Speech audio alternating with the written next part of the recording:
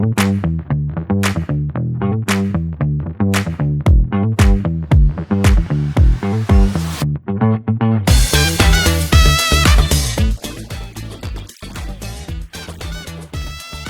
itu gereja di bawah naungan PGI. Dulu adanya pemukiman-pemukiman khusus. Awalnya itu terutama pemukiman-pemukiman di kompleks-kompleks militer.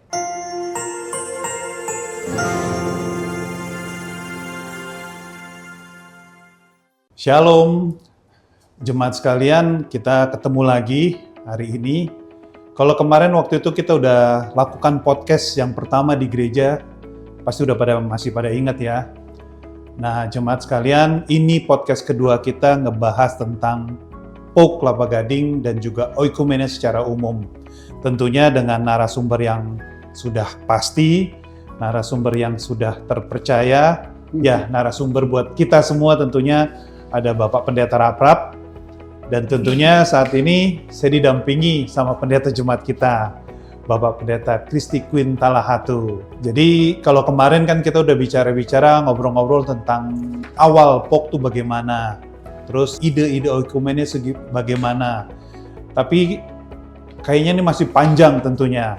Nah itulah hari ini kita akan bahas lagi, lebih jauh lagi tentang sejarah POK dan oikumene. Untuk itu Pak Queen, kita mulai aja ya. Iya. Sip. Mungkin pernah nggak kan punya pengalaman, ada orang yang tanya, POK itu apa sih? Wah, iyalah pasti. Pasti. Kan kita kalau misalnya jalan nih, ketemu orang, kenalan, terus kelihatannya kayaknya orang Kristen nih. Ditanya ya. Standarnya gereja di mana? Iya, betul. Nah, biasanya mereka sebutin sinode-sinode yang ya udah terkenal lah. Giliran tanya, Pak Ken gereja di mana? Saya gereja di oikumene, saya bilangnya. Lebih tepatnya POK. POK itu apa? Ya, ini nih, standar, pasti tanyain gitu. Oke, POK itu Persekutuan Oikumene Umat Kristen yang lokasinya Kelapa Gading, jadinya POK Kelapa Gading. Persekutuan ya? Nah, enggak, ini gereja, saya bilang. Oh, selalu, artinya jelas-jelas bahwa mereka nggak tahu POK itu gimana. Nggak tahu ya. Segereja, tapi paling sedikit saya jelasin bahwa kita itu gereja dan kita memang nggak ada sinode. Kita mungkin semi-independen, tapi kita di bawah naungan PGI saat itu. Kalau sekarang saya lebih clear lagi, kita di bawah pembinaan PGI wilayah. Ya, cuma sampai di situ, karena kalau ngejelasin kan panjang. Iya.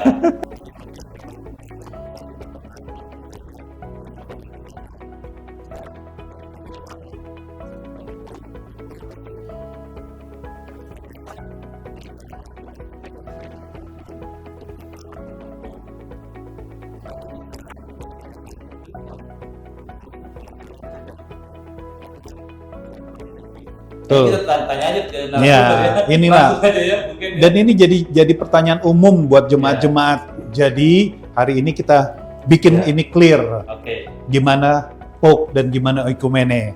Oke, berarti kita langsung aja nih. Siap. Om Pendeta Raprap. Wah, kita bersyukur sekali kan Om Pendeta Raprap ini nggak setelah jadi ikon kita di jemaat sekaligus ikon oikumene. Nah, saya punya pertanyaan Om terkait dengan yang tadi. Nah, mengapa sih POK itu harus menjadi fenomena gereja di Indonesia? Kan sudah ada sinode-sinode. Kira-kira apa dasarnya sehingga PGI merasa pelembagaan POK ini penting dalam konteks gereja-gereja Indonesia? Kira-kira Om Pendeta bisa jelaskan waktu itu kira-kira? Ya, jadi dulu adanya pemukiman-pemukiman khusus. Jadi awalnya itu terutama pemukiman-pemukiman di kompleks-kompleks militer. Nah, ada ketentuan dari tentara atau dari waktu itu ABRI bahwa tidak boleh ada sinode yang membangun gereja di situ. Lalu di struktur kemiliteran juga ada dinas atau bagian yang disebut bagian bina rohani. Dan sejak dari dulu itu sudah ada pendeta-pendeta untuk militer. Dan pendeta-pendeta militer itulah yang melayani umat yang ada di kompleks-kompleks militer itu. Pendeta-pendeta ini tentara ya? Ya, pendeta. Jadi tentara tidak boleh bikin pendeta. Tentara tidak mengangkat pendeta. Yang mengangkat pendeta itu gereja. Ya, Baru sebagai pendeta gereja ditentarakan. ditentarakan. Oke. Dulu itu pendeta-pendeta yang ditentarakan itu tituler. Pendeta tituler. Belakangan ini menjadi tentara intensif, tentara efektif. Tentara, oke. Jadi masuk struktur ya? Masuk struktur. Oh, oke.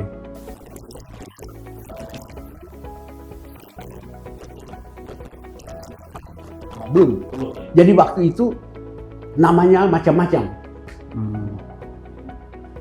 Lalu mulai muncullah real estate, Ya, terutama di kota-kota besar. Nah, warga yang bermukim di real estate itu kan bukan dari satu denominasi, dari berbagai denominasi. iya. Nah, pada awalnya mereka membutuhkan pelayanan rohani dan mereka melakukannya untuk diri mereka sendiri. Oke, karena mereka kalau mau ke gereja asalnya jauh. Jauh. Oke. Ya karena biasa real estate itu kan ada di pinggiran. Pinggiran. Dulu Kelapa Gading kan pinggiran. Sekarang udah pusat. Buat jin buang anak katanya. Sekarang udah enggak. Ya, gitu. Jadi muncullah. Jadi mula-mula itu kompleks militer, kompleks industri. Di Kompleks pabrik-pabrik gitu. Iya, iya. Kemudian di perkebunan-perkebunan. Oh, oke. Lalu ada real estate baru dia muncul gitu. Namanya berbeda-beda. Ada yang PUKO, Persekutuan Umat Kristen Oikumene. Ada PKKO, macam-macam nama.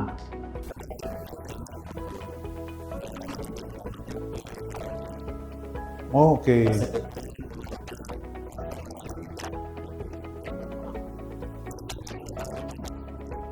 Nah, lalu sidang raya PGI di Tomohon 1980. Jadi sebenarnya bukan adanya POKI ini bukan inisiatif PGI, bukan. Inisiatif warga. Iya, Warga berinisiatif untuk membentuk sendiri persekutuan. iya. Dan bentuk-bentuk pelayanan juga macam-macam. Ada yang cuma kebaktian bukan minggu, tapi kebaktian keluarga dari rumah ke rumah. Tapi kalau di kompleks-kompleks militer itu, memang militer membangun rumah ibadah. Iya. Karena ada pendeta tentaranya kan, dan mereka punya kebaktian minggu. Dan mereka nggak tunjuk sinode karena Nah, majemuk di sana. Majemuk di sana. Sama dengan real estate. Nah, sidang raya Tomohon, jadi melihat ini satu fenomena baru. Satu fenomena baru. Lalu salah satu alasan PGI bukan mengambil alih, mengaturnya adalah bahwa yang bersekutu di situ adalah warga dari anggota PGI. Iya. Jadi kalau dibiarkan tanpa dibina, dia bisa jadi liar. Iya. Betul. Makanya sidang raya Tomohon memutuskan bahwa PGI mau menata. Oke. Alasannya karena yang ada di situ mayoritasnya adalah anggota PGI. Oke. Tahun 80. Tahun 80. Dan Kelapa Gading belum jadi kalau gitu dong. Ya baru 878 kan? Iya. Kelapa Gading. Bawa Kelapa Gading belum POK kalau gitu. Belum POK, semua belum POK. Namanya Iya. macam-macam. Macam-macam. Waktu itu kan Kelapa Gading namanya Protestan Kelapa Gading kalau nggak salah di namanya itu Oke. ada gitu. Lalu setelah itu sidang raya Tomohon memutuskan pertama menyeragamkan nama Oke. Persekutuan Oikumene Umat Umat Kristen Kristen. Kelapa Gading. Nama itu mengandung bahwa pertama itu adalah persekutuan, Ya. tapi persekutuan berciri oikumenis. Yang ketiga adalah yang bersekutu bukan mewakili sinode, umatnya yang bersekutu. Iya. Makanya persekutuan oikumene umat. Umat. Jadi walaupun yang di situ anggota GPB, HKBP, mereka tidak mewakili sinode mereka di situ, tapi sebagai umat. Dari makna nama itu. Dari makna itu. Tapi tidak dirinci bagaimana menatanya. Oke. Itu diserahkan kepada lembaga di bawah sidang raya. Namanya Majelis Pekerjaan Lengkap. Majelis MPL. Perang Lengkap. Nah, sidang raya tersebut saya belum masuk. Oke. Saya belum diangkat jadi staf PGI. Saya diangkat jadi staf PGI 1982. Dua. Jadi tugas saya pertama adalah melakukan apa yang dibutuhkan sidang raya. Oke. Jadi menyusun draft untuk menata POUK itu. Oh, oke. Ini menarik nih. Iya, Menarik iya. nih. Jadi sidang raya kan yang memutuskan menyeragamkan nama, menata, ada prinsip-prinsipnya. Prinsipnya satu, tidak melepaskan keanggotaan kerja asal. Kedua, boleh melakukan semua bentuk pelayanan gerejawi. Tapi namanya belum boleh disebut gereja. Oke. Pakai namanya persekutuan. Boleh melaksanakan semua pelayanan- kegiatan pelayanan pelayanan gerejawi. gerejawi. Apa itu udah termasuk sakramen-sakramen Termasuk. khusus? Termasuk. Termasuk. Oke, jadi boleh melakukan Ya. perjamuan kudus, Ya, boleh melakukan baptisan. ya. Tapi, yang harus melayankan sakramen itu adalah pendeta dari gereja yang Kerja asal. asal. Bukan gereja asal saja, tapi gereja yang resmi anggota PGI. Oh, anggota Oke. Berarti udah ada TUG saat itu dong? Belum. Karena belum ada. Aturan TUG itu nanti masuk di aturan ini. Di aturan. Salah penyusunan tadi. Penyusunan di tadi. tahun 82 itu ya. Oke. Masuk. Ya, di situ diatur situ semua. Waktu saya mulai, bukan saya lah, departemen yang saya pimpin. Karena ini adalah, saya waktu itu diangkat jadi sekretaris departemen keesaan. Nah, ini kan POUK kan menyangkut berbagai denominasi. Jadi itu bidang departemen yang, Dan itu bidang yang baru dibentuk gitu ya saat itu? kalau di PGI udah lama. Oh, udah lama. Ya. Oke. Tapi tugas POUK itu menjadi tugas baru. Tugas baru. Tapi baru 82 setelah Baru 80 ditetapkan. Ditetapkan. Kalau ke departemen keesaan itu dia mengurus bagaimana sinode-sinode itu mengatur kebersamaannya. Karena tugas tambahan mengatur POUK. Mengatur POUK.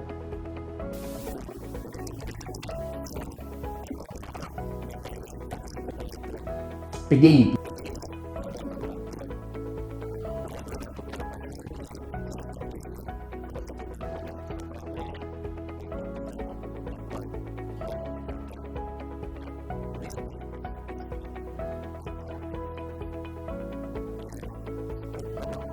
Iya, Ya. karena dalam ajaran Protestan kan dikatakan sebuah lembaga sebuah gereja kalau punya 3 ciri kan, pemberitaan firman, sakramen, disiplin gereja. Kan itu ajaran para reformator kan. Iya. Gitu. Satu organisasi disebut gereja kalau ada 3 hal ini: pemberitaan firman, sakramen, disiplin gereja. Aturan, maknya aturan.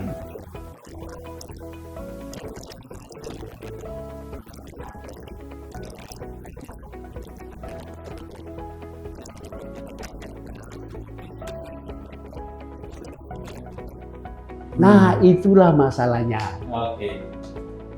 Karena selama ini sudah ada model-model bergereja. Ada kurang lebih 4 model bergereja. Dan yang kepausannya itu biasa disebut papal. Papal. Itu gereja Katolik menganut itu. Ada model bergereja yang namanya episkopal. Itu dianut oleh gereja Ortodoks. Pemimpin tertinggi adalah uskup-uskup di setiap itu. Lalu kemudian ada presbiterial. Ada presbiterial sinodal, ada sinodal presbiterial. Beda lagi tuh. Beda. Kalau presbiterial sinodal otonomi penuh di jemaat. Di jemaat. Sinode itu hanya konsultasi dan kalau sinodal presbiterial memang majelis punya wewenang, tapi wewenang tertinggi di sinode. Baru yang satu lagi namanya kongregasional. Oke. Kongregasi itu adalah berdasarkan orang, tokoh. Jadi tokoh itu menghimpun umatnya, lalu dia bentuk gereja. Nah itulah yang dianut oleh gereja-gereja Pentakosta. Karismatik ya. Ya, namanya kongregasional. Kongregasional. Nah, Pope nggak bisa masuk ke salah satu itu. Oh, oke. Mau dicocokin kemana? Paling mendekati ada nggak? Tergantung dari konstelasi umat. Oke. Karena Pope masing-masing gereja Iya. dia kan Punya sistem berdiri sendiri. Jadi di Dibangun Pope, nama- misalnya di Pope kita itu ada yang Presbyterian Sinodal. ada yang presbiter sinodal, Ya, ada sinodal presbiterial, Iya. ada tapi ada kongresional kongresional juga. Yang kita tidak ada cuma ya Papal. kapal ya. papal.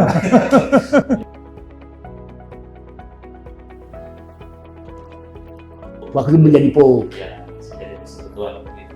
bahkan seingat saya di Kelapa Gading itu pernah khotbah pastor. Iya, pernah. Kita undang pastor. Kita khotbah. pernah undang waktu kalau nggak salah Natal ya. Iya. Natal apa? Iya, Natal. Itu Kita ya, hari undang Minggu pastor. juga pernah. Hari Minggu juga pernah, iya. Dan beberapa anggota Pope Katolik juga ya gitu. Iya, dulu ada anggota POK yang Katolik juga. Tapi kemudian Katolik mulai berdiri sendiri. Lalu mereka ikut Katolik. Nah, balik kayak yang tadi, makanya sering ya dulu kan ada apa ya, ada sedikit cerita kalau ketemu sinode lain, Ya. POK itu kan bukan gereja, Iya, iya. itu kan cuma Karena persekutuan. persekutuan. Padahal secara prinsip gereja udah memenuhi semuanya, Ya, bahkan langsung dari PGI, ya. ya kan. Nah ini yang perlu dicamkan juga sama jemaat karena kayaknya hal itu masih juga deh. Dulu Ya. mungkin udah berkurang karena akhirnya banyak juga mengakui, tapi kalau yang nggak paham tetap aja berpikir, POK kan bukan gereja, persekutuan. Waktu saya ngajar katekisasi di Pope, waktu itu salah satu murid adalah artis kita, Chico, Bernard Bernard Antolin. Antolin. Iya. Ya.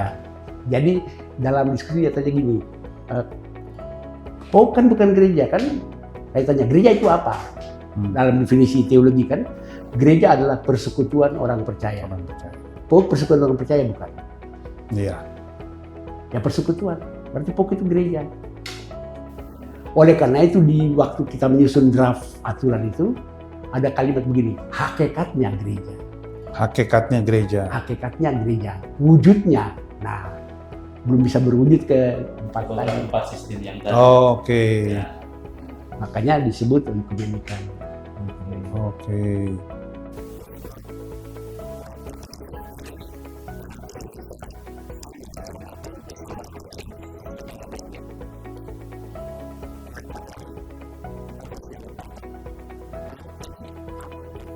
Nah, ini yang sempat disebut oleh almarhum Dr. T.B. Simatupang. Mungkin muncul semacam denominasi baru yang namanya oikumenikan. Oh, oke. Jadi bisa muncul sebuah denominasi baru ya, Ya. yang disebut oikumenikan. Bagaimana wujudnya? Dia berproses. Iya, iya, iya.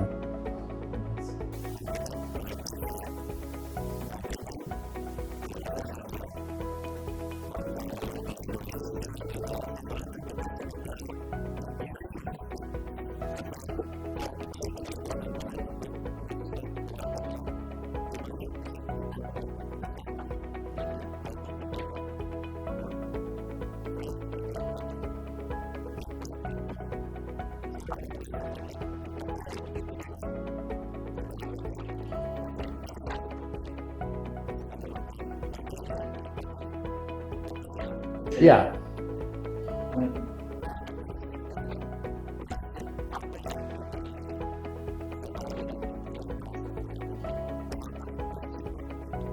oh ya, jadi ketika PGI dibentuk 1950, di manifest pembentukannya itu jelas dikatakan tujuan DGI, waktu DGI adalah membentuk satu gereja Kristen yang esa di Indonesia. Ada kata satu. Iya. Tapi ketika dituang dalam anggaran dasar PGI, kata satu hilang. Oke. Jadi tujuan DGI adalah membentuk gereja Kristen yang esa di Indonesia. Kemudian diskusi mengenai keesaan itu muncul terus-menerus. Iya. Samaan dengan Dewan Gereja sebelumnya juga diskusinya muncul terus. Dari studi arti kata, studi sejarah. Iya. Sebenarnya masa studi kata-kata itu udah lewat. Sekarang bagaimana pergumulan untuk mewujudkan. Untuk mewujudkannya. Itu yang ketika saya masuk itu sudah jadi pergumulan. Iya. Jadi kita tidak lagi studi mengenai apa arti kata oikumene, gitu ya. Walaupun belakangan ini dalam WhatsApp kita kan muncul juga kan, tapi sebenarnya masanya udah lalu. Nah, jadi sidang-sidang PGI, seminar-seminar PGI itu bicara mengenai kalau kita mau membentuk gereja Kristen itu modelnya gimana. Nah, ada gagasan seperti misalnya dari almarhum Dr. Rumambi kan, jeruk, namanya keesaan jeruk. Di dalamnya ada terkotak-kotak kan, tapi dibungkus oleh satu kulit. Gitu. Tapi ada keberatan teori situ. Bungkusnya satu, tapi isinya walaupun kotak-kotak sama. Nah, ini kan berbeda. Sementara beda-beda. Ini beda-beda, iya. Gitu. Jadi sampai dicari ilustrasi. Ada seperti satu tandan pisang. Tetap masalahnya adalah sama. Iya. Dia beda-beda sisirnya kan, Masih pisang. tapi masih pisang. Iya. Akhirnya almarhum Pendeta Kadarno Putra keluar dengan konsep yang lain. Seperti satu rumah bersama. Satu rumah bersama. Satu rumah bersama dengan kamar masing-masing. Dengan penghuni yang beda-beda Penghuni juga, beda-beda. watak dan Setiap orang boleh mengatur interior kamarnya suka-suka dia sesuai dengan itu. Tapi pintu kamar tetap terbuka. Oke. Itu akhirnya gagasan Pak Kadarno Putra. Jadi walaupun ada kebebasan dari setiap penghuni kamar untuk mengatur interior kamarnya masing-masing, tapi pintu terbuka sehingga yang satu bisa melihat ke sana, yang satu bisa berkunjung ke sini. Iya. Itu masuk lah ya. Itu lebih Itu iya, agak lebih masuk. paling masuk ya. Masuk. Lalu didiskusikanlah ya apa arti kata satu. Apakah satu gereja super raksasa yang melebur semua sinode? Satu sinode besar. Sinode raksasa. Nggak mungkin. Akhirnya dalam diskusi itu dirumuskanlah bahwa satu gereja keesaan itu punya beberapa ciri.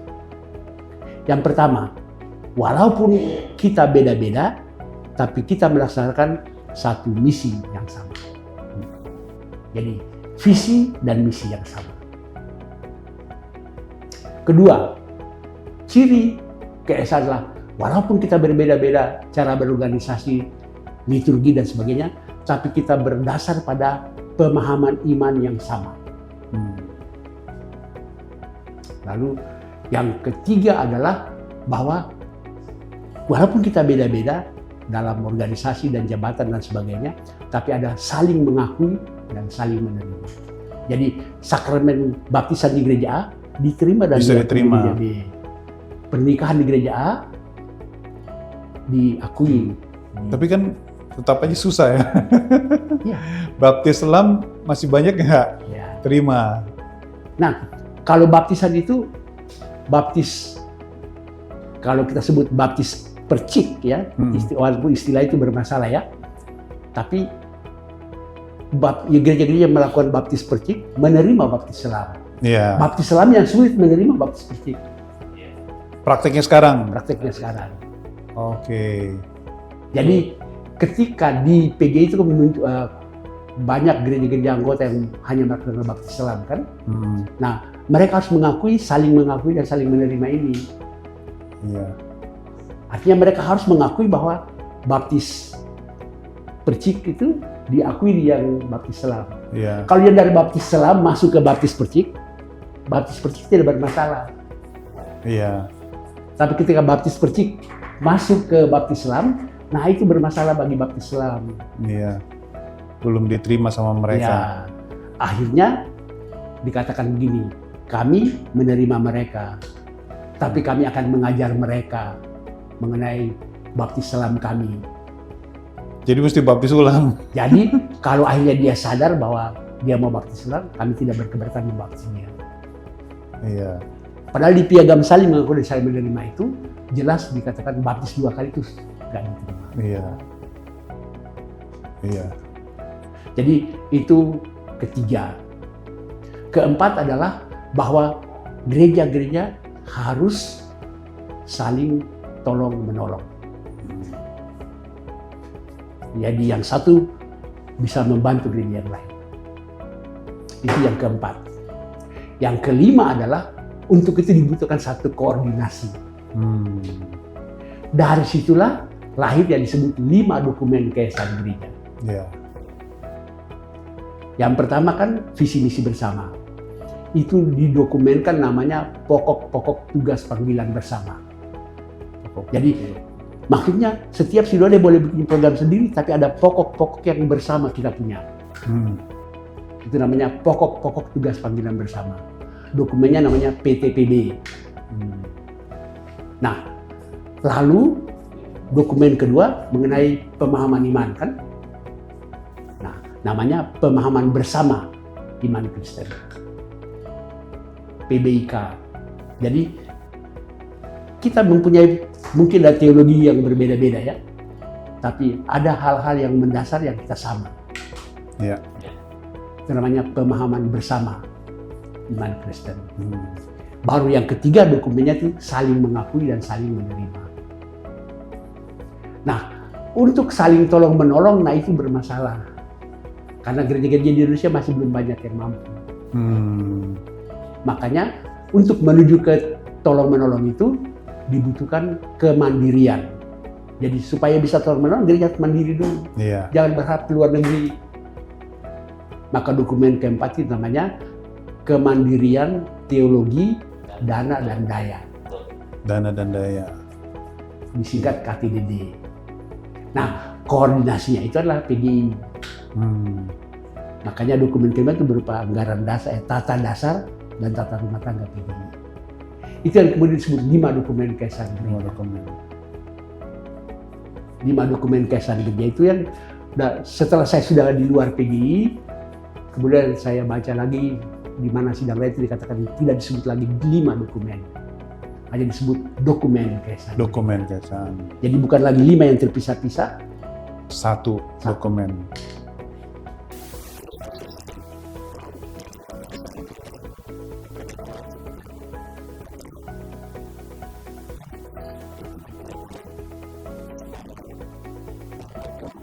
Bentuk konkret dari 5 dokumen ini. Iya. Makanya ketika saya diminta tolong untuk membuat lirik Mars Pro-Prapedan, coba perhatikan kan, Iya.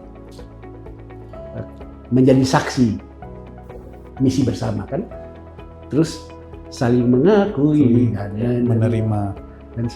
dan juga saling menopang. Jadi sebenarnya secara eksplisit itu 3 dokumen. Isi dokumen.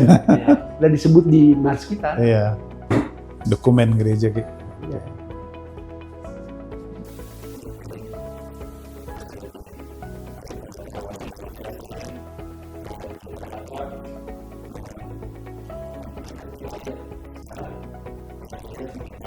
Ya.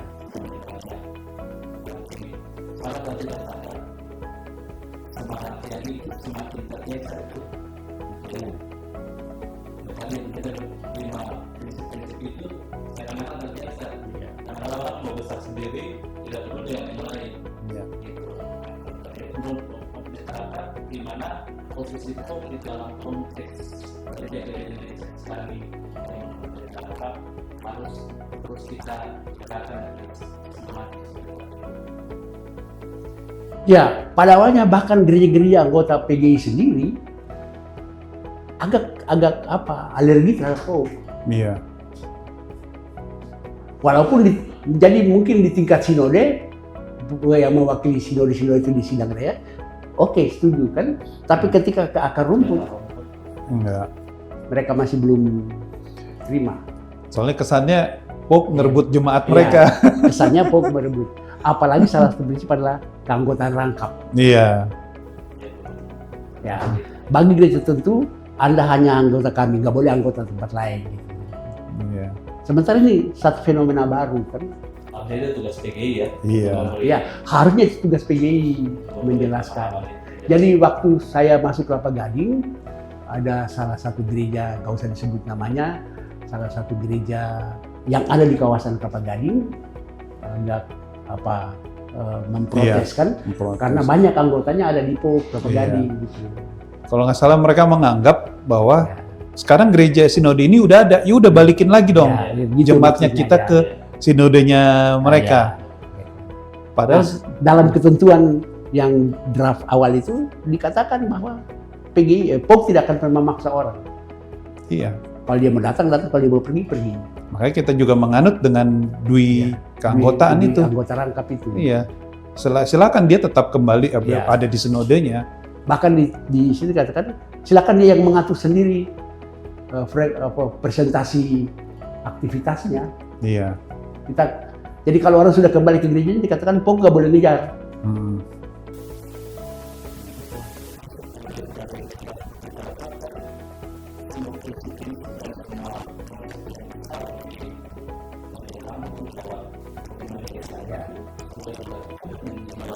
Di POK. Iya. Sehingga menurut saya memang jadi kebanggaan Iya. saya karena Iya. masa ketika ada di satu komunitas, di mana komunitas itu telah menjadikan konsep besar yang tadi Betul. disampaikan dari Pak PGI. Betul. Iya. Generasi POK ya. Kita apa tuh pengejauhantahan dah Ya. dari keesaan itu sebenarnya. Makanya Gitu. waktu sidang raya 84 di Tomohon, nama diganti. Tadinya Dewan Gereja Indonesia diganti menjadi Persekutuan Gereja Indonesia. PGI. Terus tujuannya tadi adalah pembentukan Gereja Kristen Indonesia di Indonesia. Di sidang raya Ambon diganti menjadi perwujudan. Betul. Karena apa? Sebenarnya dikatakan pada hakikatnya kita udah satu. Iya. Ketika kita beriman kepada Kristus kita udah satu. Cuma mewujudkannya ya. Iya. Ada banyak kendala. POK menurut keyakinan pribadi saya adalah sekalipun masih kecil kan, tapi dia merupakan manifestasi yang paling jelas dari mewujudkan keesaan. Iya. Pastinya, iya. Iya. Jadi waktu ada sedikit tanda petik alergi dari salah satu gereja di Kelapa Gading, saya bilang begini, ya, kalau Anda berkeberatan terhadap kehadiran POK Kelapa Gading, Anda komplain ke sinode Anda. Karena sinode Anda ikut menyetujui. Iya. Ya. Jadi saya bilang, kalau saya melanggar ketentuan PGI, baru Anda protes saya. Iya. Betul. Selama saya taat pada ketentuan PGI, Anda tidak bisa protes saya. Kalau Anda mau protes ke sinode Anda protes ke sinode PGI. Iya. Dan silakan komplain ke sidang raya PGI nanti. Karena saya melakukannya berdasarkan keputusan sidang raya PGI. Iya. Dan keputusan sidang raya PGI itu sinode Anda ikut memutuskannya. Wah, seru. Jadi udah ngerti ya. Saya yakin juga pasti jemaat juga udah tambah ngerti gimana posisinya POK dan keoikumenean itu sendiri. Tadi ada sejarah dan ada juga case-case-nya. Nah, sekarang kita mau nanya Pendeta Raprap sendiri nih. Pendeta Raprap itu kan dari Sinode GPM, Gereja Protestan Maluku. Datang ke Kelapa Gading kapan? Terus kenapa masuk ke POK? Jiwa POK daripada jiwa Bisa aja kan masuk ke sinode yang lain ada di GPIB. Karena saya kenal Pendeta Raprap itu di GPIB Nasaret. Ya, benar. Gitu. Waktu itu Pelum ya. Pelum ya. Pendeta Pelum. Kemudian tiba-tiba pas tahu loh ada di POK gitu loh. Nah, kenapa akhirnya bisa terlibat di POK dan gimana sih pandangannya Pak Pendeta? Ya. Jadi saya memang dididik dan dibesarkan oleh sebuah sinode denominasional kan, Iya. yang katanya aliran kami Calvinis. Kemudian rada-rada etnis pula kan. Iya. Ya. Tapi begitu saya ditempatkan, nomor satu kan saya diangkat dulu jadi Direktur Perhimpunan Sekolah-Sekolah Teologi Indonesia. Itu tahun Tahun 1976, 76 Persetia. Persetia. Oke. Dan 76 di Persetia itulah rumah dinas Persetia itu pada awalnya dikontrak di Rawamangun. Di Romangun. Ya, makanya Oke. saya menjadi anggota GPIB Nazaret. Oh, oke.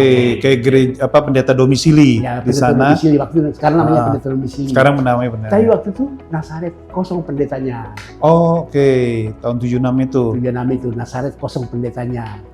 Jadi begitu saya jadi anggota, terus saya langsung dimanfaatkan Iya. oleh GPIB Nazaret. Makanya pada waktu itu banyak orang tanya, pendeta Nazaret siapa? Padahal saya, Iya. padahal saya dalam SK yang saya terima di majelis itu pendeta pembantu. Pendeta pembantu. Jadi saya hanya membantu. Iya. Makanya saya suka bercanda di Nazaret itu saya cuma bibi. Tapi karena nggak ada majikannya, saya bibi lah. Sekaligus Iya. menjadi bos gitu. Itu istilah waktu itu saya. Iya.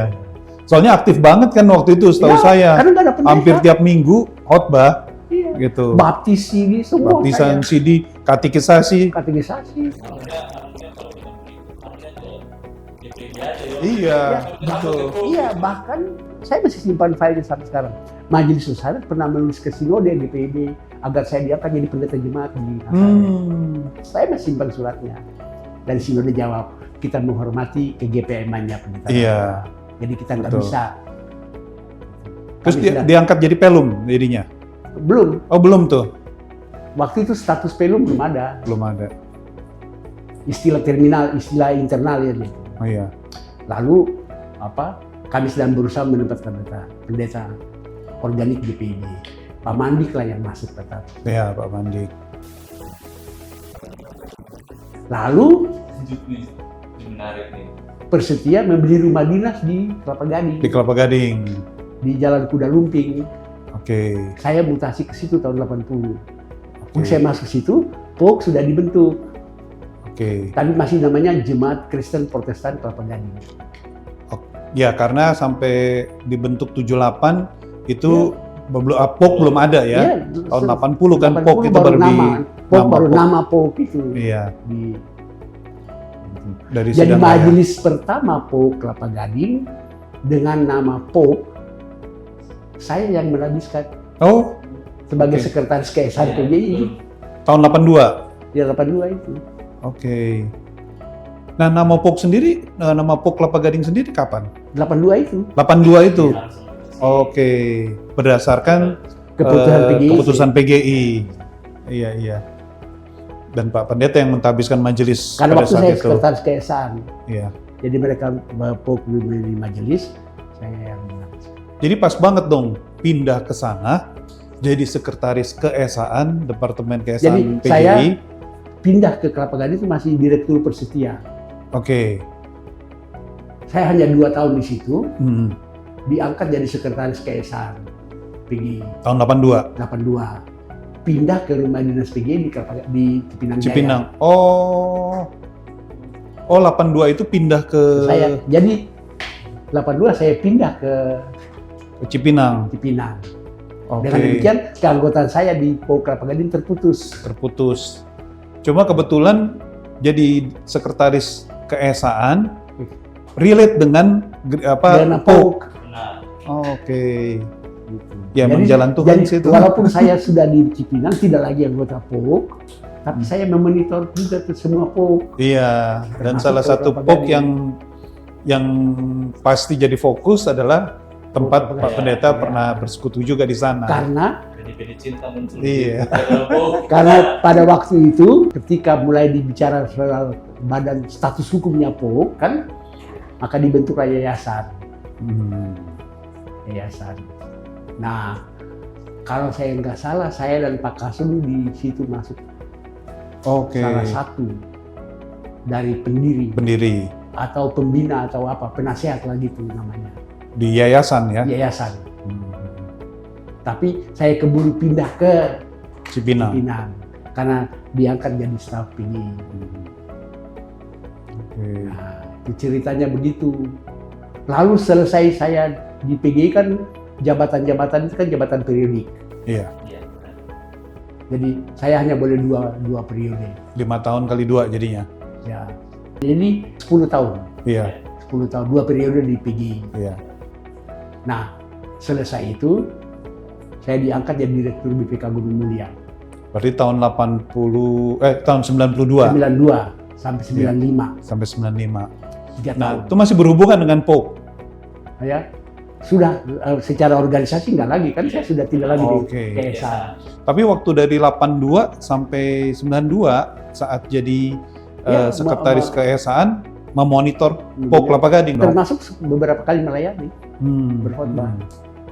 Iya. Nah, tapi ya itu tadi, karena saya di Departemen Keesaan PGI, saya mewakili PGI berkomunikasi dan berinteraksi dengan berbagai denominasi. Iya. Disitulah wawasan ekonomi saya terbuka. Oh, oke. Jadi saya bisa berkhotbah di gereja-gereja karismatik.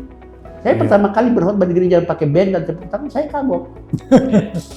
Tapi lama-lama biasa. Termasuk interaksi dengan Katolik. Saya pernah berkhotbah di 2 gereja Katolik. Oh iya, Santo Teresia, Katedral.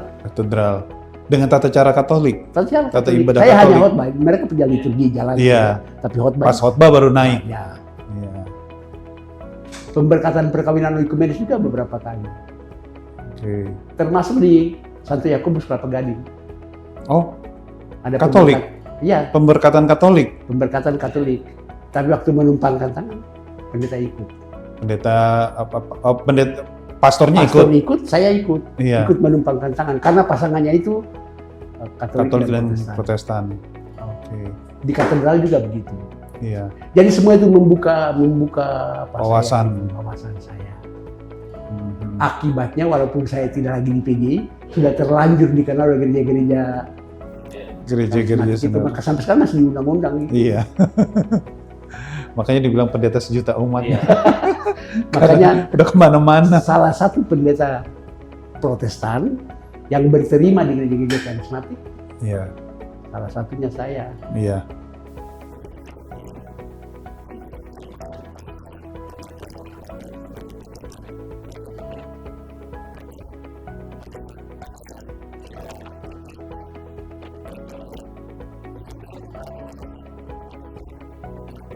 Asas protestantisme saya nggak hilang. Tetap, ya, tetap. Saya tetap berpegang itu. Iya. Cuma kalau saya berkhotbah di gereja karismatik, saya tidak berkhotbah doktrin yang bertentangan. Iya. Karena pure harus Alkitab. Betul. Jadi saya menghindar sedapat mungkin kalau berkhotbah yang doktrinal. Apalagi doktrin yang berbeda kan. Iya. Membahas firman Tuhan secara umum. Iya. Secara eksegetis lah gitu. Ya. Kita wawasan terbuka, kemudian menunjukkan rasa cinta Oh, iya. terhadap Tuhan Iya. Itu yang membuat bahwa sampai sekarang. saya bangga. Iya. Hmm. Walaupun orang tanda petik nyinyir ya, Iya. Iya, masih aja. tapi saya bangga. Karena apa yang saya yakini dalam wawasan kesan itu saya alami di POK. Hmm. Nah, waktu tahun 82 sampai 92 Iya. itu, khususnya di POK Kelapa Gading ya, Pak Pendeta lihat apa sih tantangan utamanya di POK Kelapa Gading sebagai gereja POK baru ya saat itu? Ya, sama dengan semua tantangan di itu. Pertama adalah sikap tanda petik nggak antipati, mungkin alergi terhadap POK. Hmm. Jadi kita program PGI adalah berkunjung ke sinode-sinode untuk menjelaskan itu POK. Oke. Tidak bersambut. Tidak bersambut. Oh, oke. Program untuk berjumpa aja untuk menjelaskan apa itu POK tidak bersambut. Waduh, sampai segitunya ya. Segitunya. Jadi misalnya kita undang di Jakarta Timur misalnya untuk ketemu berbicara di salah satu gereja kan. Hmm. Hanya kita berkunjung ke sinode-sinode. Jadi waktu bicara mengenai POK dengan sinode GPIB, kami bahas di Immanuel. GPIB Immanuel Pejabat. GBB Manuel. Oh. Untuk yang hadir itu cuma kalau nggak salah Pendeta Simau doang gitu. Lalu apa bedanya? Kalau yang hadir sinode itu yang putuskan di sana. Iya. Yang kita bawa itu Jemaatnya. Jadi kita undang HKBP Kelapa Gading, DPB Kelapa Gading, gereja nggak datang. Nggak ada.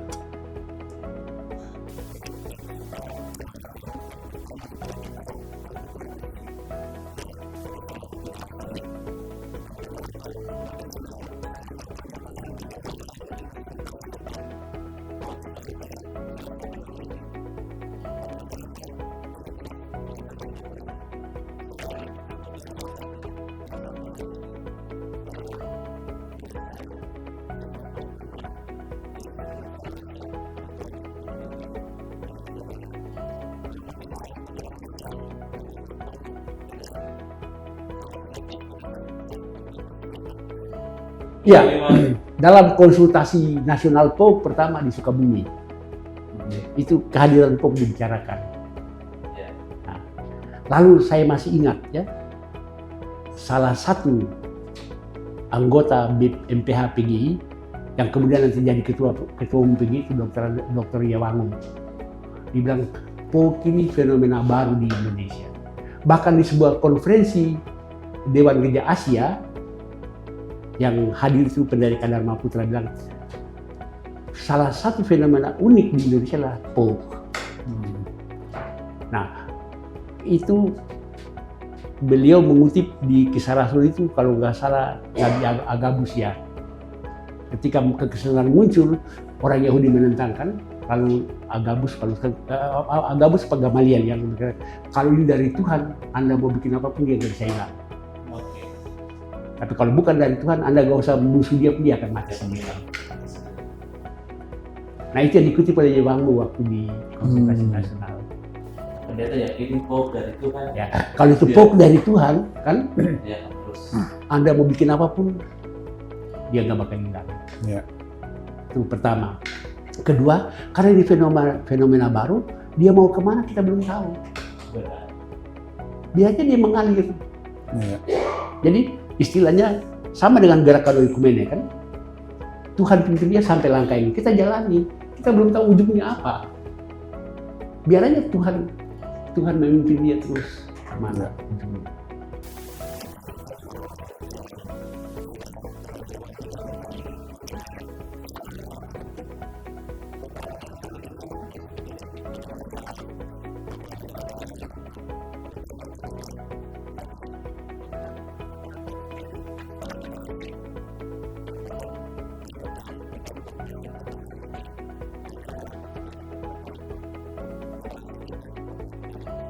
Iya, saya rasa kalau generasi tua sekarang mereka nggak mempersoalkan ini kamu dari HKBP apa dari GPI. Bagi pengalaman kita di generasi tua kita kan di propaganda kan nggak ada lagi itu masalah kan. Tapi bahkan untuk generasi muda kita sekarang yang sudah lebih, bahkan mereka lagi mungkin tidak fanatik ke sinode mereka lagi kan. Iya.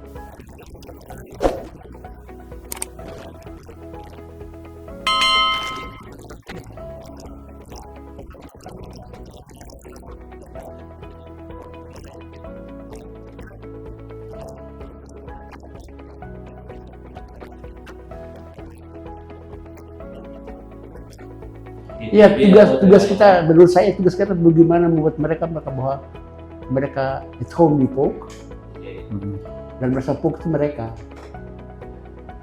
Sebab banyak anak muda kita walaupun gereja di POK, tapi mereka akan lebih cocok di gereja-gereja yang cocok dengan cara anak muda beribadah kan. Iya.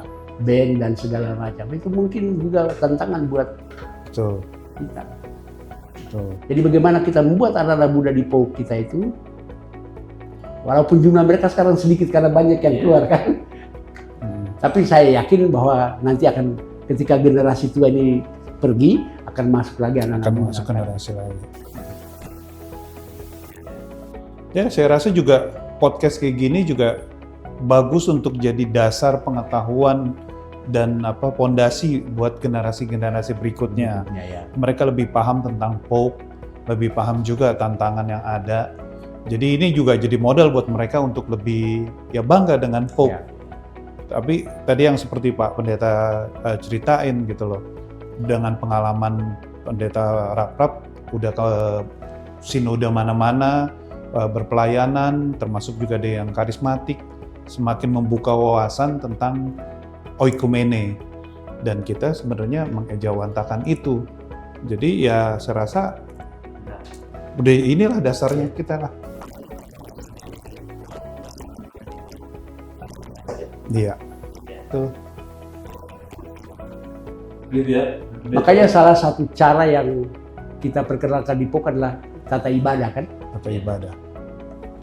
Kita gantian tata ibadah kan gitu. Tapi itu membuat seorang anggota POK Kelapa Gading khususnya, kalau dia bergereja di gereja lain, dia nggak kagum. Nggak canggung, iya. Jadi kalau ada seorang anggota POK misalnya dia ke Medan, dia harus bergereja di HKBP, dia nggak kagum kan dengan Nggak kagum, HKBP. betul. Betul. Sip, kayaknya gitu dulu ya. Untuk hari ini. Kira-kira closing statement kita harus tanya.